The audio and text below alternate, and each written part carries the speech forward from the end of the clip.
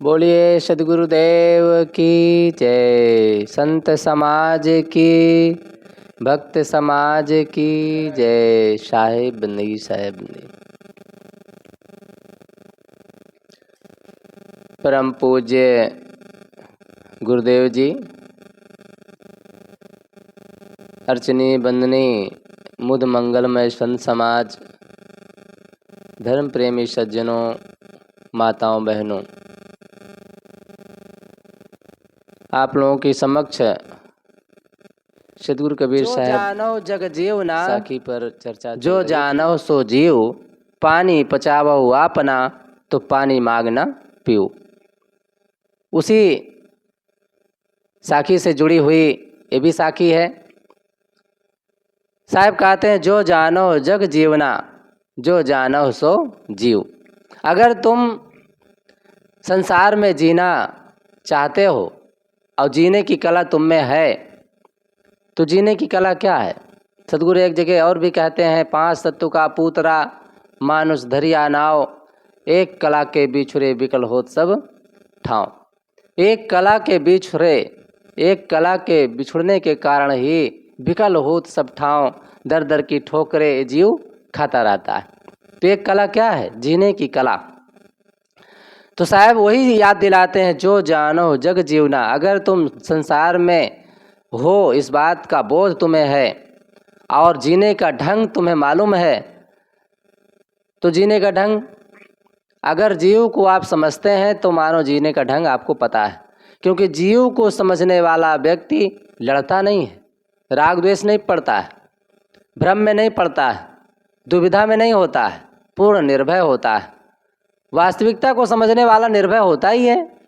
जैसे हमारा कमरा, हमारे कमरे में जो वस्तु जहाँ पर है उस बात का हमें बोध है, कौन पुस्तक कहाँ है, कौन सुई कहाँ है, कौन सामान कहाँ है, अगर यह बोध है तो हम निर्भय रहेंगे। जब कोई मांगेगा तुरंत निकाल करके दे देंगे, तो डर दुविधा भ्रम रहेगा ही नहीं। ऐसे ही अगर यह बोध हमें है कि हमारी आत्मा ही ईश्वर है, परमात्मा है, जब इसका अगर बोध है हमें, तो फिर दुविधा वाली बात ही नहीं रहेगी। जो जानो जग जीवना, जो जानो सो जीव। अगर जीने के ढंग मालूम है तो जीव को ही वो महत्व देता है। वो बाहर प्राणी पदार्थों को महत्व नहीं देता है। महत्व देता भी है तो बस व्यवहार के लिए। प्रेम पाठ का चोलना, पहिर कबीरू नाच, पानी पदीनो तास को, जो तन मन बोले साच। हर जगह तो साहब अपनी कील ठोकते हैं कि भाई व्यवहार में अगर आप हो तो प्रेम का कपड़ा पहन करके नाचो, अर्थात अपना व्यवहार करो। प्रेम पूर्वक अगर व्यवहार हम करते हैं तो हम में चमक अपने आप आ जाती है, कोई चमक डाले या ना डाले। अभी साहब एक बहुत बढ़िया बात बताए कि दुनिया पूरी जान ले हमें, लेकिन अपना काम अगर ना हो तो उसका कोई मूल्य नहीं। बहुत बढ़िया है। अपना काम तो हमें करना ही है, लेकिन संसार ऐसा हमारे सामने है कि इससे मुंह नहीं मोड़ सकते हैं। अगर हम में कुछ जानकारी है, कुछ बोध है, कुछ ज्ञान है, तो उस बात की चर्चा करना कोई बुरा तो नहीं है। उसको चर्चा करें। चर्चा करने से 2 लाभ होता है। पहली बात तो किसी को सीख मिल जाती है, दूसरी बात है उसका हमारे जीवन के लिए, हमारे जीव के लिए एक संस्कार बन जाता है। एक प्रमाणित बात हमें एक प्रकार से एहसास होता है कि जो हम कह रहे हैं क्या हमारे जीवन में वो चीज़ है, इसका भी एहसास होता है। जैसे कोई व्यक्ति उपवास के लिए कह दिया है, आज हम उपवास रहेंगे, तो कह देने से ये बहुत बड़ा एक प्रकार से उसके सामने, कि अगर वो खा लेता है तो फंस जाता है। लोग टोक सकते हैं, लोग बोल सकते हैं कि कैसे भाई, अभी तो आप कह रहे थे हम उपवास रहेंगे और आप तो भोजन कर रहे हैं। तो दुविधा में वो रहता है, अर्थात वो उस दिन नहीं खाएगा क्योंकि कह दिया है। अब वो ऐसे भोला भाला हो, बहुत जोर देने पर खा ले तो अलग बात है, लेकिन अगर सच्चाई से कहा जाए, अगर वो कह दिया है दृढ़तापूर्वक आज भोजन नहीं करना है, तो फिर नहीं करेगा। अगर नहीं कहा है, अंदर ही अंदर वो संकल्प लिया है कि आज भोजन नहीं करेंगे, तो उसके साथ धोखा हो सकता है। क्योंकि अंदर वाला जो संकल्प होता है वो कई बार धोखा दे देता है। भोजन के सामने बढ़िया बढ़िया अगर माल आ जाए तो उसमें वो दुविधा में फंस सकता है। उसके सामने बात आ सकती है, मन बहका सकता है कि आज खा लो, कल नहीं खाएंगे, क्या दिक्कत है, क्योंकि कोई तो जानता नहीं है। लेकिन वही बात अगर वो दूसरे से कह देता है तो फिर चाहे जितना मालपुआ आ जाए सामने, एक बार ज़रूर अपने को बचाने का वो प्रयास करेगा। बहुत कोई जोर दे कि अरे खा लीजिए, आज रोज़ रोज़ थोड़ी मिलता है, तब भी अगर दृढ़ता वाला है तो नहीं खाएगा, चाहे जितना हो जाए। बहुत घेरने पर हो सकता है थोड़ा चख ले, लेकिन ज़्यादातर ईमानदारी तो यही बताती है कि भाई उस दिन ना खाओ, चाहे जितना लालच की चीज़ हमारे सामने आ जाए। तो बात यहाँ पर है कि अगर हम अपने जीव को समझते हैं, और समझते कब है, जब जीने का ढंग हमें मालूम है, अर्थात व्यवहार और परमार्थ की बातें हमारे समझ में आती है। व्यवहार में अपने जीवन को कैसे जीना है। व्यवहार में आदमी थोड़ी थोड़ी बातों में उलझा रहेगा तो परमार्थ को कैसे समझेगा। परमार्थ में वो टिक ही नहीं पाएगा, व्यवहार में ही उलझा रहेगा हर समय छोटी छोटी बातों को लेकर के। अरे जो सहज खान पान है उसमें तो उलझन है, मजबूरी है, क्योंकि बिना उसको बनाए तो भोजन मिलेगा नहीं, बिना मेहनत किए झाड़ू लगाए तो सफाई होगी नहीं, तो मजबूरी है, जहाँ रहो करना ही पड़ेगा। एक कुत्ता भी जहाँ रहता है थोड़ा से पूंछ से झाड़ लेता है तब वहाँ बैठता है। और हम इंसान हो करके अगर यह काम ना करें तो ये हमारी कमजोरी है, बहुत बड़ी कमजोरी है। आलस्य है इसका मतलब हमारे अंदर। फिर बैराग क्या करेंगे, हमारे अंदर वो दृढ़ता, वो लाभ कैसे मिल पाएगा, वो शांति संतोष हम कैसे पाएंगे। काम करन में आलसी, खाने में होशियार, भोंदू भाव जाने नहीं को हमको संसार। माने काम करन में वो आलसी है, काम करने के लिए तो छिपा रहता है, लेकिन खाने में होशियार, क्योंकि अब घंटी बजी तो पहुंचना ही है। संसार में भी ये संसार की बात है। संसार में जो इस बात का जिसके अंदर है आलस है और खाने में होशियार है, तो उसी के लिए बनाया गया। सदगुरु कबीर कहते हैं कि ऐसा व्यक्ति भाव भजन कहाँ जानेगा वो, क्योंकि जिसके अंदर सेवा की भावना नहीं है तो वो अपने आप को कैसे जानेगा। सेवा करने वाला चित्त से शुद्ध होता है, निर्मल होता है, और ऐसा व्यक्ति ही अपने आप को जान पाता है। गोस्वामी जी कहते हैं, निर्मल मन सो जन मोहि पावा, मोहि कपट छल छिद्र न भावा। माने आत्मा मानो बोल रही है कि मुझे छल कपट की जरूरत नहीं है, और छल कपट रखने वाला व्यक्ति मुझे जान ही नहीं सकता है। अगर मुझे जानना है तो छल कपट रहित रहना पड़ेगा, और छल कपट रहित रहने के लिए चित्त को शुद्ध रखना पड़ेगा। चित्त को शुद्ध रखने वाला व्यक्ति ही अपने आप को जान सकता है। साहब कहते हैं, जो जानो जग जीवना, जो जानो सो जीव। और पानी पचावो आपना, पानी पचावो, पानी का मतलब है वासना। अगर हमारे मुख से कुछ ऐसे शब्द निकलते हैं तो उसे पचाना सीखें। न पचाने के कारण व्यवहार में बड़ी दिक्कत होती है। अगर हम छोटी छोटी बात इधर उधर बताते रहे एक दूसरे से, कभी अपने ऊपर अपना डंडा घुमाए ही नहीं, तो अपने अंदर की बात तो नहीं जान पाएंगे। हाँ, दूसरे की जानते रहेंगे ना, बड़ा सरल होता है। दूसरे में खोज लेना बड़ा सरल होता है। मकान कितना सुंदर बनाओ, चींटी का काम है छेद ढूंढना।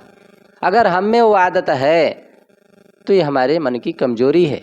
अपने कमजोरी को हमें समझना है तो उसे पचाना है। अपने शब्दों को, जिन शब्दों से अगला दुखी हो जाए और भविष्य में हमें शब्द संभार के बोलिए, शब्द के हाथ न पाओ। एक शब्द औषधि करे, एक शब्द करे घाव। क्योंकि शब्द हमारे ही शब्द, देखो सब याद करते हैं, कभी कभी बिना जाने कुछ ऐसे शब्द बोल जाती हैं। बहुत बैरागी हैं, बहुत अच्छी स्वभाव के हैं, महास्वरूप हैं, लेकिन उनके शब्दों में कभी कभी ऐसा कुछ निकल जाता है कि लोगों को कष्ट हो जाता है। और अगर समझदारी वाले शब्द हों तो बुरा नहीं लगेगा, लेकिन बिना समझ के आगे पीछे जाने अगर कुछ निकल जाता है तो थोड़ा सा कष्ट हो जाता है। लेकिन सब बुजुर्ग समझ करके कोई नहीं बोलते हैं, सह ले जाता है। तो बहुत अच्छी हैं, उनकी प्रशंसा करें। अगर बचपन से ले कर के कई बार अपने जन्मभूमि जाती रहीं तो उनसे कई हमें शिक्षा मिलती थी और एहसास होता था, साहस मिलता था। देखो इनका जीवन, जब लेडीज़ होकर के ऐसा जीवन जी सकती हैं और ऐसा महान कार्य कर सकती हैं तो हम तो पुरुष हैं, हमारे जीवन में ऐसी घटना क्यों नहीं घट सकती है। तो बहुत सारी ऐसे सीखें मिलती थी। कहने का भाव यह है कि अपने वाणी को पचाना सीखें। जैसे वो बात आती है, एक सेठ के पास एक नौकर था, कुत्ता, बिल्ली, गाय और घोड़ा, ये 5 माने एक मनुष्य और 4 जानवर पाले हुए था। सब बड़े वफादार, अपने मालिक के प्रति बड़े वफादार थे। एक दिन घोड़ा बोलता है बिल्ली से कि भाई आज हम काम नहीं करेंगे, थोड़ा से आज आराम करना है। अब बिल्ली उसी को चढ़ा करके गाय से बताती है कि बहन, घोड़ा तो आज काम नहीं करना चाहता है, बल्कि सेठ की शिकायत कर रहा था मालिक की, और उसके मन में बड़ा कमजोरी है यहाँ के प्रति। सेठ के अपने मालिक की शिकायत करना अच्छी बात तो नहीं है। अब गाय उसी को थोड़ा और चढ़ा बढ़ा करके कि अरे घोड़ा तो अपने पूरे मेजॉरिटी को लेकर के जाने वाला है।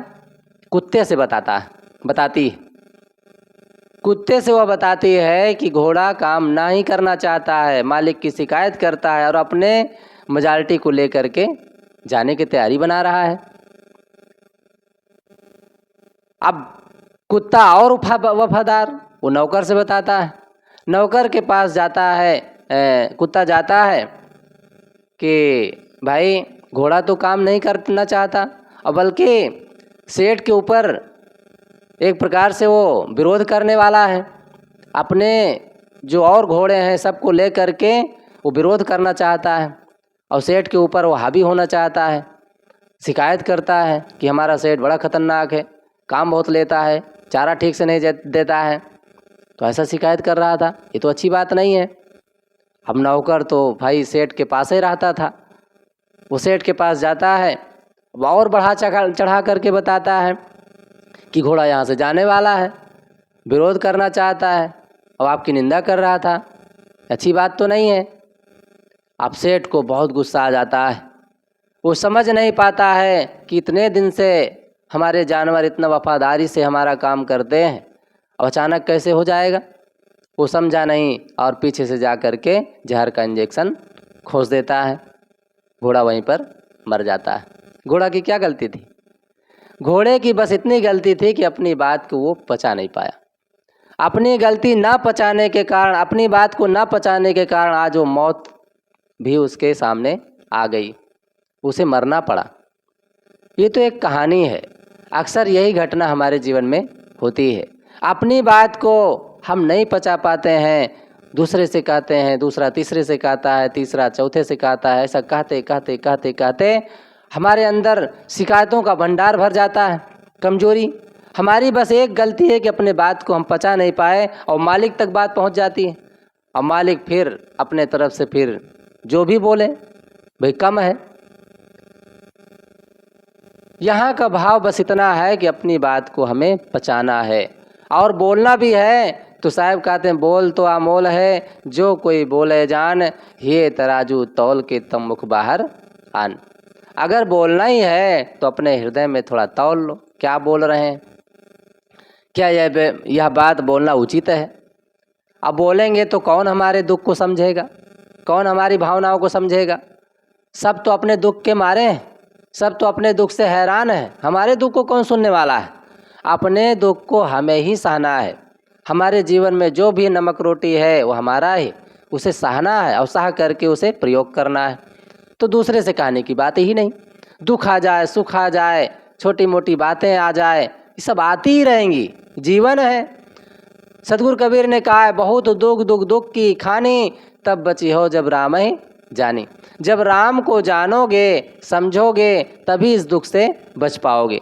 हम दुनिया को जानने का प्रयास करते हैं, भाई को समझे उससे अपनी बात कह दिए, पत्नी को समझे उससे कह दिए, पड़ोसी को समझे उसको कह दिए, अपनी बात अपना दुख अपनी पीड़ा दूसरों से कहते रहते हैं, तो राम को कहाँ जानते हैं। साहब कहते राम को जानो और राम से अपनी बात कहो, अर्थात अपने आप में पहचाने का अभ्यास करो, अपने आप में पहचाना अपनी बातों को, वही राम से मानो कहना है। क्योंकि अपनी आत्मा ही हमारी राम है, हृदय बसे ते ही राम न जाना। उस राम को जान करके ही हम इस दुख से बच सकते हैं। साहब कहते हैं जो जानो जीव आपना करहु जीव को, जो जानो जग जीवना जो जानो सो जीव, पानी पचाओ आपना तो पानी मांगना पियो। पानी वाणी को पचाना है, अर्थात अपने दुख सुख जो भी है उसे अपने हृदय में पचाना है और फिर पानी मांगना पियो। अब यहाँ वासना का भाव है कि मैं जो अपने अंदर संस्कार है उसे तो सहना ही है, अपने अंदर जो भी सुख दुख है उसे तो सहना ही है, लेकिन नए संस्कार नहीं ग्रहण करना है।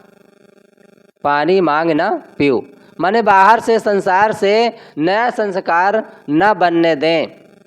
नया संस्कार राग द्वेष के संस्कार, वाणी भाषा के संस्कार, कुछ ऐसे संस्कार हमारे अंदर बनते रहते हैं वासनात्मक, जो हमारे मन में बंधन बनाते हैं, हमारे मन को कलुष बनाते हैं, गंदा बनाते हैं और हमारे जीवन को फिर मनुष्यता से हटा देते हैं।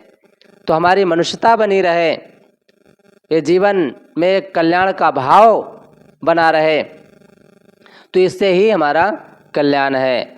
साहब कहते हैं पानी मांग ना पियो, पानी मांग करके दोबारा ग्रहण ना करो, अर्थात वासना का करो, जिससे कि अपने अपने संस्कार गंदे हो जाएं, अपना मन गंदा हो जाए, अपना बंधन बन जाए, अपने आत्मा की स्थिति खत्म हो, ऐसा काम ना करें। जो अपने अंदर वासनात्मक भाव है उसको सहें, क्योंकि भाई अपनी बनाई चीज़ है, अपना अब आग में हाथ डालें तो उस जलन को तो सहना ही पड़ेगा। अब शरीर में हम हैं तो शरीर का जो दुख सुख है उसे सहना ही पड़ेगा। किसी को मत बोलें, अपने अंदर ये संकल्प होना चाहिए, कोई गाली भी दे दे कोई बात नहीं, अच्छी बात है भाई। सतगुरु रविदास साहब तो कहते थे, कोई शिकायत कर रहा था तो संतों को अच्छा नहीं लगा, साहब फलाने साधु तो आपकी बड़ी शिकायत कर रहे थे, तो कहा कोई बात नहीं, वो जितना जानते हैं उतना ही बताते थे, और जानेंगे तो और बताएंगे। और फिर दूसरे क्षण आए और कहते हैं कि गुरुजी, छत्तीसगढ़ की बात है, गुरुजी उधर गए थे, गुरुजी हमारा रास्ते में आश्रम पड़ता है, दर्शन दीजिए। तो गुरुजी कहा कोई बात नहीं आ जाएंगे। गुरुजी के अंदर देखो था ही नहीं, लगा ही नहीं कि हमारी शिकायत करते हैं, निंदा करते हैं, इनके यहाँ जाना ठीक नहीं है, कुछ नहीं, बस चले गए।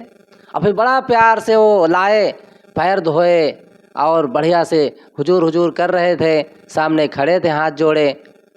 संतों ने इशारा किया साहब से कि देखो ये तो भीगी बिल्ली बन गए, और उस समय तो ये निंदा कर रहे थे। तब गुरुदेव जी मुस्कुरा कर रह गए, कुछ नहीं बोले। क्या अपमान, क्या सुख दुख, ये सब संसार की चीज़ें हैं, साहब यहाँ याद दिलाते हैं। तो जीने के ढंग हमारे सही बनाने चाहिए, क्योंकि जीने के ढंग ही अगर गड़बड़ होता है तो फिर आत्मा की बात जानने की बात ही नहीं हो सकती है। अपने आत्मा को क्या जानेंगे जब मन में ही उलझे रहेंगे, प्राणियों में ही उलझे रहेंगे, जब जीने का ढंग ही नहीं मालूम रहेगा। संसार में आप देख सकते हैं इस बात का, संत गुरुजनों के शरण में रहते रहते तो कुछ अकल आ जाती है, बुद्धि आ जाती है, नहीं तो लोगों को यह नहीं पता होता है कहाँ थूकना चाहिए, जहाँ तहाँ थूक देते हैं। कहाँ बैठना चाहिए, कैसे बैठना चाहिए, कैसे खाना चाहिए, कुछ नहीं पता होता है। क्या बोलना चाहिए, कुछ कभी विचार ही नहीं किया जाता है। तो साहब उसी को याद दिलाते हैं कि भाई अपने जीने के ढंग में परिवर्तन हो। व्यवहार और परमार्थ दो ही दुनिया में है। व्यवहार में आप अगर सफल हैं तो परमार्थ में सफल होने में देरी नहीं लगती है। व्यवहार में अगर हम चूक गए, चूकने का मतलब यही कि हर जगह उलझे रहेंगे, छोटी छोटी बातों में टकराएंगे, तो शुद्ध कैसे होगा, परमार्थ हमारा कैसे बनेगा। परमार्थ को अब बनाना है तो व्यवहार को पवित्र बनाना पड़ेगा। अब व्यवहार की पवित्रता सहनशीलता में, प्रेम में, प्यार में, अपने तरफ से। साहब कहते हैं, जो तो को कांटा बोवे ताई बोवे तू फूल, तो को फूल है वाको है त्रिशूल। लेकिन सदगुरु रविदास साहब कहते हैं कि सच्चा साधक ये भी नहीं करता है। ताई बोवे तो फूल, काहे कांटा बोएंगे, उसको तो फूल ही बोना है, अर्थात उसको शुभकामना करना है। जैसे साहब एक बात बता रहे थे, कोई पत्र आया था, एक लड़का था, अपनी लेख लिख करके दिया था और गुरुजी से निवेदन किया था कि गुरुजी इसको अपने पत्रिका में छाप दीजिए। तो गुरुदेव ने देखा तो वो पत्रिका में छापने लायक नहीं था। तो गुरुदेव पत्र में लिख करके कि बेटा ये पत्रिका में छापने लायक नहीं है, मैं इसे नहीं छाप सकता, तुम्हारे लिए बहुत बहुत शुभकामना है, ऐसा लिख करके पत्र लौटा दी। फिर वो दोबारा पत्र लिखा और उसमें बड़ी निंदा, बड़ी शिकायत, बड़ी एक प्रकार से अशब्दों का प्रयोग किया। तो गुरुदेव जी पढ़े और फिर पत्र लिखे कि बहुत बहुत धन्यवाद बेटा, जैसा तुम मुझे समझते हो वैसा ही मैं हूँ और तुम्हारे लिए बहुत बहुत शुभकामना है, कुछ ऐसे शब्दों का प्रयोग कर। अब गुरुदेव के जो पत्र था, डाकिया लेकर गया वहाँ, जब देखा तो कोई नहीं था, ताला बंद था, तो नीचे वही दरवाज़ा से डाल दिया था। तो जब वो आया पढ़ करके तो देखा तो पत्र, उसके मन में तो था कि ऐसे जैसे मैं लिखा हूँ वैसे वो भी लिखे होंगे। अब जैसे उसमें पढ़ा तो बिल्कुल बिस्तर में गिर पड़ा, रोने लगा, तकिया भीज गई, रोते रोते शब्द भी उसका जवाब नहीं दिए, केवल शुभकामना, खुश रहो, प्रसन्न रहो और तुम जैसा मुझे समझते हो वैसा ही मैं हूँ, सही समझते हो तुम, यही सब लिख दिए थे। रोता रहा, बड़ी देर तक रोता रहा। शायद कई साल के बाद गुरुजी मिले, वो लड़का आया, सब लोग चले गए, वो चरण में गिर के रोने लगा, जोर जोर से रोने लगा। तो गुरु समझ गए, लगता है यही वही लड़का है। बोलते हैं, कैसे बेटा तुम तो रोने लगा, पत्र लिखे थे तुम ही हो, तो कहा क्या कर रहे हो बेटा, मैं तो वैसे ही हूँ ना जैसे तुमने लिखा था। और जोर से रोने लगा। तो फिर सांत्वना दिए, कोई बात नहीं। कहा, उसने कहा मेरे उद्धार का क्या रास्ता है। तब गुरुजी ने कहा तुम्हारा उद्धार हो गया। जो अपने गलती को एहसास कर लेता है, महसूस कर लेता है, उसका उद्धार हो जाता है। उसको उद्धार करना नहीं पड़ता है, उद्धार में ही होता है, क्योंकि वास्तविकता को समझ लेता है, सही और गलत का निर्णय जान जाता है, उसे लगने लग जाता है कि मैंने गलत किया, तो उसे छोड़ने का प्रयास करता है, तो उद्धार तो होना ही है। तो साहब कहते हैं जीने की कला, जीने की कला अगर हमें मालूम है तो निश्चित और कल्याण तब होगा जब फिर से वासना ग्रहण ना करें। अब भाई इधर कल्याण का काम भी चल रहा है, इधर वासना भी ग्रहण करते जाते हैं, अर्थात उलझन वाले व्यवहार भी करते रहते हैं, तो फिर नया नया संस्कार बनेगा, तो फिर कहाँ से मुक्ति मिलेगी। मुक्ति तो तब मिलती है नए संस्कार बने ना, और जो अपने अंदर संस्कार है वो धीरे धीरे धीरे धीरे उसको घटाता रहे, वो अपने आप घट जाएगा। बत्ती जलाने के बाद प्रकाश धीरे धीरे नहीं होता है, धीरे धीरे नहीं बल्कि एक बार में ही अंधेरा गायब हो जाता है, वो प्रकाश हो जाता है।